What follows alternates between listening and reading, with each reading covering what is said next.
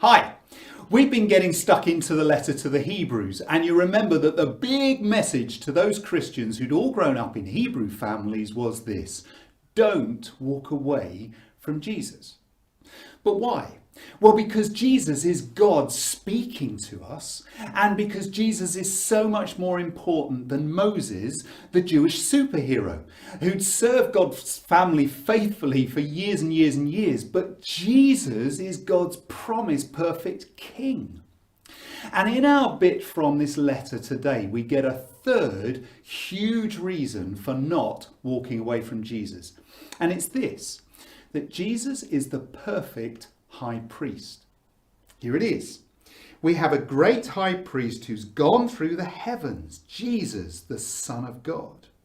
High priest? Why is that a reason to stick with Jesus? Why do I need a priest? Well, here's the thing. We actually desperately need the perfect high priest, because that means that Jesus is the perfect mediator. Let me explain that word. Just imagine you and your best friend. So you're really good mates. You have loads of fun together, and then you have this big row, a huge argument. You both end up saying really hurtful things to each other, and the result is that you're separated. You can't talk to each other. You can't be in the same room as each other. You can't even bear to look at each other. You're enemies. And this goes on for days and days, until one day another friend whom you both know and like gets you both together in the same room and gets you talking to each other and gets you to say sorry to each other. And you end up in a big hug and you're friends again. Hurrah! Your friend is being a mediator. He brings the two enemies together to become friends.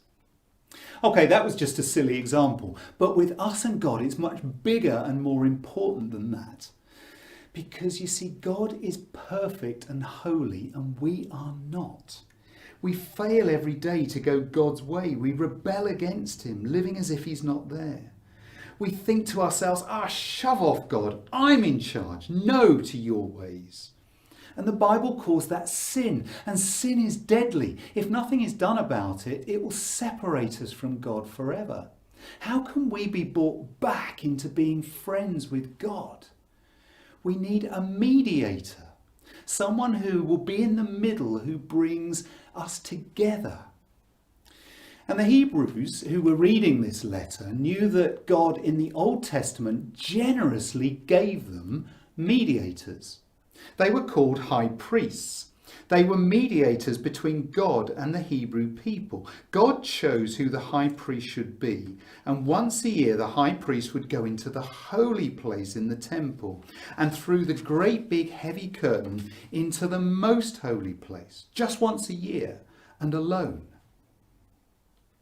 But he couldn't just walk through that curtain and chat to God. No, because he's a sinner just like all of us. God would have every right to shut out the high priest and all the people.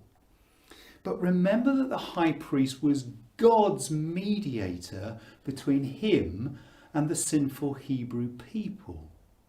So before the high priest went in behind the curtain, he had to kill an animal, a young bull. That's how serious our sin is.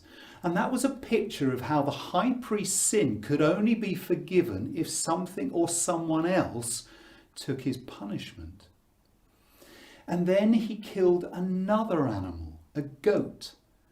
And that was a picture of how the people's sin could only be forgiven if something or someone else took that punishment. So when the high priest went in behind the curtain, God, who had taught them how to do all this, accepted the sacrifice of those animals.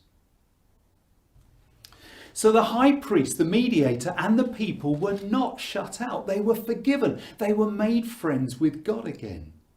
But that is just a picture of something much, much better and more amazing that God was planning to do. You see, he was planning to send the perfect high priest.